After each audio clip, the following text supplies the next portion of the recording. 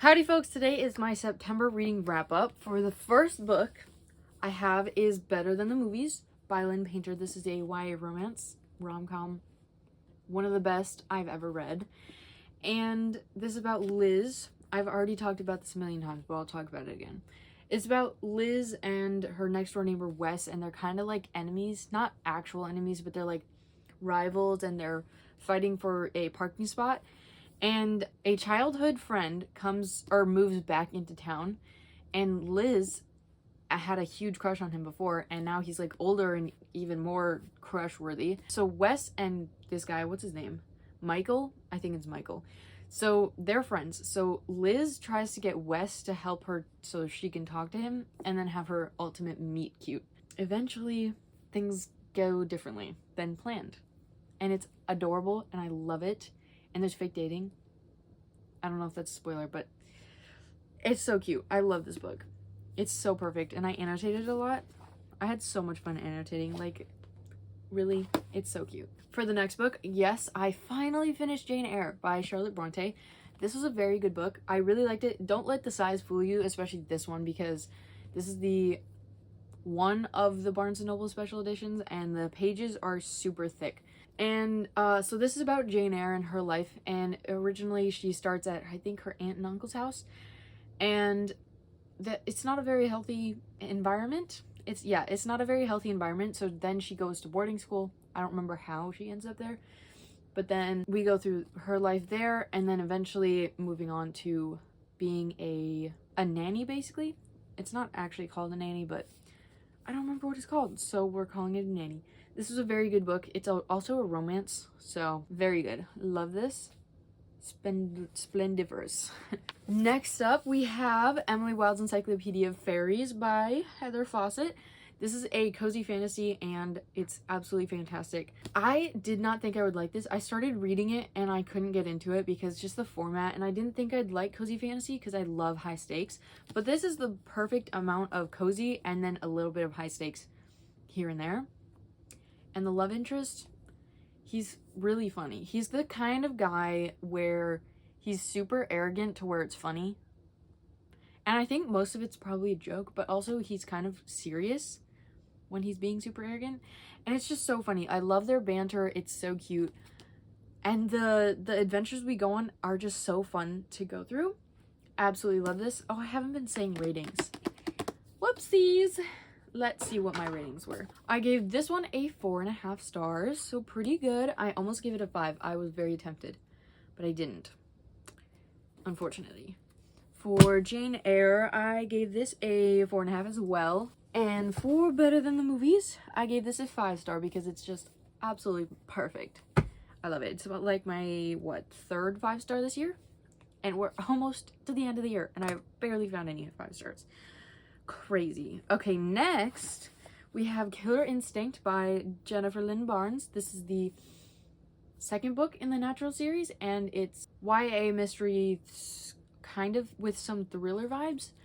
I think it's described as Teenage Criminal Minds. I think I've never watched it, so I could be wrong, but it's about Cassie, who is a profiler, or she's like naturally good at profiling.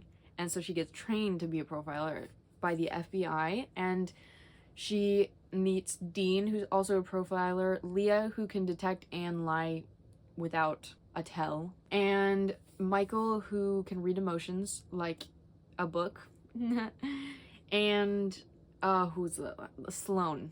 Sloane is the last one. She's really good at statistics and like memorizing things and keeping information in her brain. So yeah, those 5 kids solve murder mysteries. They start out with cold cases, but get drawn into some other things. The second book is, I think it's more to do with Dean. This was a very good book, and I forgot how much I liked this book or this series, because I listened to the first 2 audiobooks a while ago, maybe like a year or 2 ago, and I didn't remember loving them so much. So I listened to the Naturals actually this month. Spoiler, I listened to the Naturals. And then I read this one, and it was so good. I love them both. The Naturals should be a 5-star. I don't think I gave it a 5-star, but I think it is actually a 5-star. This one, 4.5. or 4. I guess I gave it a 4 because I did remember some of the plot twists. They would have been cooler if I had forgotten, but that's my fault. So I'm gonna say 4.5. I think the average rating for this month is 4.5, which is kind of crazy, but it's a good month. Just, hey Nikki, just slightly under the best.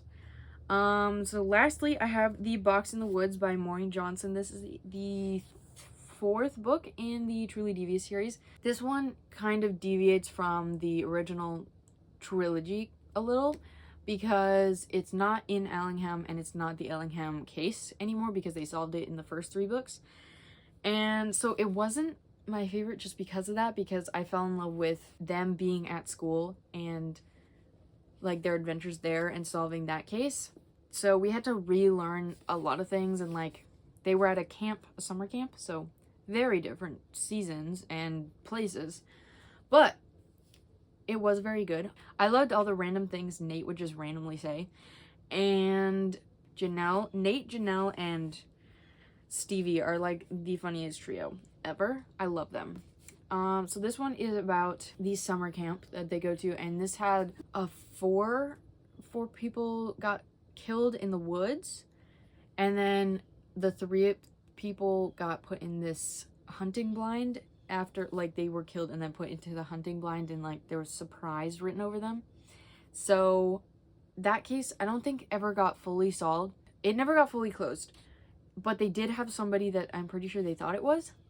And the owner of this camp that they changed the name of because they can't have it being a murder camp, he reaches out to Stevie because she's solved the Ellingham case and she's kind of on the internet a bit. So he calls her and has her come and bring some friends because it's better with friends. So she's going around trying to solve this case, and I did in fact solve it. Not like I didn't know what happened, but I knew who it was. I knew who did it. And I'm so proud of myself for calling it at the beginning. It wasn't the very beginning. It was probably like 100 pages in. But I wrote down the person that I thought was a little suspicious. And then it ended up... What? I can't talk today. It ended up being that person. So I'm very proud of myself. But it also like took away from the suspense. And I will be reading the next couple of books, but it wasn't my favorite. Which is sad because I love this series. That was the last book that I read, and I gave that a 3.5. So the lowest rating for the books I read this month. Crazy. So then, onto audiobooks, we have The Naturals. As I already said, I gave that one a 4.5. I should have given that a 5 because that is such a good book. It's amazing.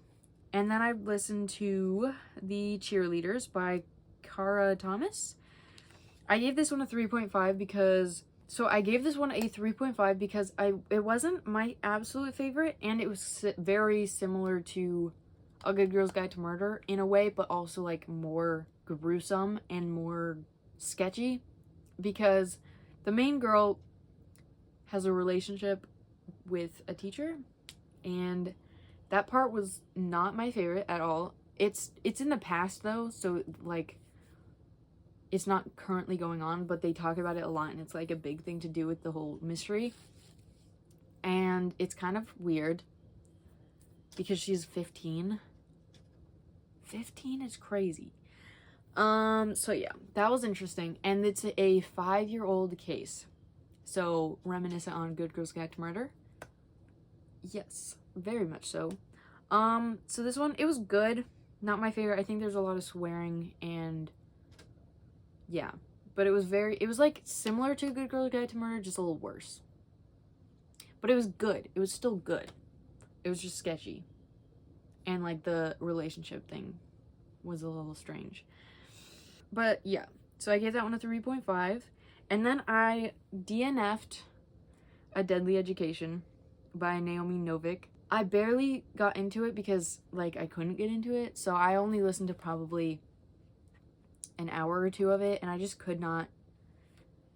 It wasn't making me interested in it, and it was reminiscent of another book, but I can't remember what. Maybe Atlas 6, and I DNF'd that one because that one was weird. But yeah, I DNF'd that one. That one's also YA. Not sure what it's about at all. Just deadly education. Oh yeah, it's kind of like Fourth Wing too, because it's like the training in the dragon training thing where people get killed in the barracks or wherever they sleep. And so that's why it's called a deadly education, because you kind of just like, if you don't get up, you get eaten by random creatures. I don't know. It was really confusing and I didn't enjoy it. Then I re-listened to Betting on You by Lynn Painter. This is another YA rom-com. It's about Charlie and Freckleface. I don't remember what her name was.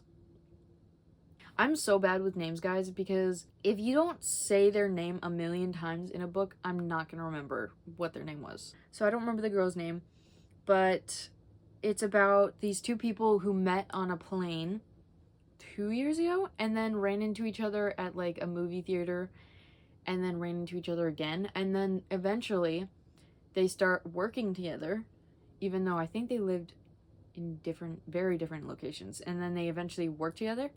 And they start this bet about their friends, or the girl's friend, and another kid that they're working with. And they have like a hesitant friendship because the guy, he doesn't believe that girls and guys can be friends. So he's always like, oh, we're just coworkers. And it's really good. I hated the third act breakup though. It just drove me insane. The cat was adorable. Perfect addition. That one was a very good book. I gave that one a 4-star. There is also swearing. Oh yeah. In Better Than the Movies and Betting on You, there's too much swearing. For a rom-com, a YA rom-com, like there's more in Betting on You, but there's still some in Better Than the Movies. So that's one thing I did not like about these two books. Next I read, well, actually, I did not read this one. I DNF'd Ruthless Vows. It's a soft DNF, though, because I'm going to pick it back up. I really want to finish that series. It's the second book to Divine Rivals. Yes, by Rebecca Ross. I don't know if I said that already. So I just knew this was not going to work out right now because I want this to be a good experience of listening to it or reading it. And I was just not in the mood to read. But, what? I was not in the mood to read Ruthless Vows, so I just soft DNF'd it. I'm gonna pick it up some other time, just not right now. Next, I have Murder Road by Simone St. James? Or Simon? I'm bad with names, okay? So this is an adult, it's horror, but it's, Destiny. I got this from Destiny. She said it reads more like a thriller, and I agree, but it's like on the line of horror and thriller. So this is about a newlywed couple going to their honeymoon, and they go down Atticus Road? I don't know. Yeah. They pick up this girl that's walking down this road at night. It's pitch black. So they pick her up, and I think she has a stab wound or something. So they rush to the hospital. This is a small town now. And eventually she dies in the hospital. And they find out that this road is known for its murders, especially with hitchhikers. And then they get pulled into the whole story. And it was good. Not my favorite. It was good though. And I'm pretty sure the murders had been going on for like 70 years. So they thought that several different people were doing these. But like, they also didn't know at all. Eventually after they figured out who did it, it was a little strange of a conclusion, but the end of the book was good. So overall, I know I've been saying a bunch of random things. Overall, it was a good book. I think I gave this a 3.5. Yes, I gave it a 3.5. It was good overall. There is a little bit of spice, but it's not like an actual scene. It's just they talk about it a little. The second to last book I listened to is Reckless by Lauren Roberts. I will say this again. I am not obsessed with Powerless. It's not my favorite. I'm obsessed with Powerful. That was a great book. Loved it. But Powerless and Reckless, not my favorite. Powerless was good. Don't get me wrong. Reckless, it was good. It had its moments, but not my favorite. I'm excited to read the third book, though. I think that's coming out next year, July or something. No idea. But I am excited. I don't know. It wasn't my favorite. There were some really good moments though. I did like a lot of the things. So this is about Peyton, who is an ordinary, and ordinaries are like outlawed basically. So they're all being murdered. And Kai, who is an elite, and he has the power to use other people's powers, which is interesting. Yeah, if you don't know what powerless is, you must live under a rock. But if you don't, you should watch somebody else's video. There's a million videos where people talk about powerless. Yeah, I read Reckless. Not my favorite. I gave it a 3-star. That's not a bad rating. If it's under 3 stars, then it's a bad rating. But it's really hard for me to hate a book. So, lastly, I read, well, I'm not actually finished. I'm really close, but so far it's extremely good. Is An Ember in the Ashes. This is a fantasy, high-stakes fantasy series. This is the first book. It's by Sabah Tahir. Yeah, Sabah Tahir or something like that. This is YA, but I would suggest 16 plus because there is talk about assault and abuse. So check trigger warnings too. So this is about Laya. I've heard it Leia and Laya. The narrator for the audiobook is British, I think, so they say Laya, so I'm gonna say Laya because that's what I've heard. Laya's brother gets taken by the Empire because he has information he's not supposed to have. And Laya escapes, but she's not happy about it because she's like, oh, I should have protected him. I should have helped him. She didn't. She left. And then she tracks down the rebels because he was working with the rebels. And she's going to try and find them so that they can get him out of the prison because the Empire took him and put him in prison for some reason. And then they make her go undercover as a servant or a slave or whatever they want to call it, into the training grounds for the Empire. And then we have Elias is the other point of view. He is training to be, or he's part of the Empire, and he's training to be one of the highest level of like soldiers, which is called the Masks. And he does not want to be a mask. He doesn't like how he's not evil, even though most of the people in the training are evil. So there's something. And then they do cross paths, not immediately and not for very much of the book, but they do have something to do with each other. And yeah, they don't cross paths because they're on very different sides of like the war, because she's a servant at the moment and he's a higher up training. So this so far is a really good book. I'm not at the end yet, so I don't know if it gets better or worse, but so far it's really good. I really want to read the whole series or just listen to the audiobooks because they're kind of long. All of the first 3 books are 15 hours and then the 4th book is 17. I don't know how much that translates into pages, but it's a pretty thick book. Those were the last books. I hope you guys enjoyed. Make sure to comment what you guys read and what you think I should read because of what I did read. Make sure to like the video and comment down below and subscribe. It would be really awesome if you did that because I am a very small channel right now and I love subscribers. Thanks for watching. I'll see you guys next time. Cheers!